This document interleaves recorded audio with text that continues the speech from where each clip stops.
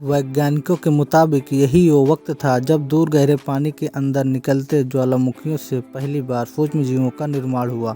लाखों सालों बाद एक वक्त ऐसा आया जब पृथ्वी की पूरी सतह पानी से ढक चुकी थी। हमारी पृथ्वी के सबसे अंदर का कोर रेडियो एक्टिव पदार्थ से बने होने की वजह से हरदम गर्म होता रहता है। लेकिन जब भी पृथ्वी की ऊपरी ज़मीन ठंडी हो जाती है तब पृथ्वी के अंदर की गर्मी बाहर नहीं निकल पाती, जिसके कारण ज्वालामुखियों का निर्माण होता है। और उस वक्त कुछ ऐसा ही हुआ। पानी से ढकी हुई पृथ्वी पर हजारों की तादाद में ज्वालामुखी निकलने लगे और आने वाले लाखों सालों तक इन ज्वालामुखियों का निकलना जारी रहा, जिससे पानी के ऊपर ज़मीन का निर्माण हो रहा था। इस वक्त भी पृथ्वी पर वातावरण न होने की वजह से अंतरिक्ष से उल्कापिंडों की बरसात हो रही थी। आज से लगभग 300 करोड़ साल पहले पृथ्वी पर ऐसा वक्त आया जब पृथ्वी का वातावरण लगभग स्थिर होने लगा था। ज्वालामुखी निकलने धीरे हो गए थे और पृथ्वी का एक दिन 12 घंटे का हुआ करता था।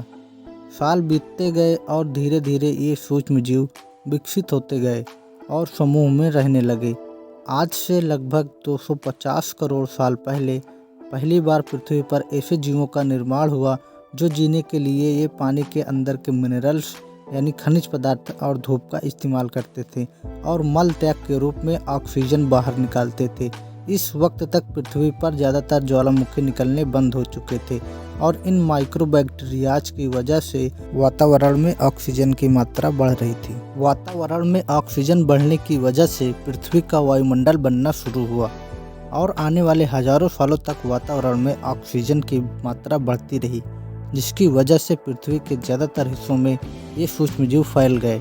हजारों सालों बाद एक वक्त ऐसा आया जब पृथ्वी में ज़्यादा ऑक्सीजन बढ़ने के कारण ये सूक्ष्मजीव मरने शुरू हो गए। उस वक्त तक पृथ्वी का वातावरण ठंडा होने के साथ साथ ऑक्सीजन से भी भर चुका था, जिसके कारण ज़मीन और वातावरण में स्थित आयरन यानी लोहे के मिनरल्स पानी में स्थित ऑक्सीजन से रिएक्ट होने लगे।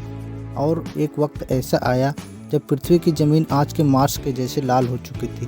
वक्त बीतने के साथ साथ धरती के टेक्टोनिक्स प्लेट में दरार होने लगी, जिसके कारण पृथ्वी के अंदर का लावा ज़मीन की तरह कई सालों तक खुला उबलता रहा। और यही वो कारण था जिसके कारण पृथ्वी के वातावरण में कार्बन डाइऑक्साइड की मात्रा बहुत बढ़ गई और पृथ्वी पर एसिड की वर्षा शुरू हो गई।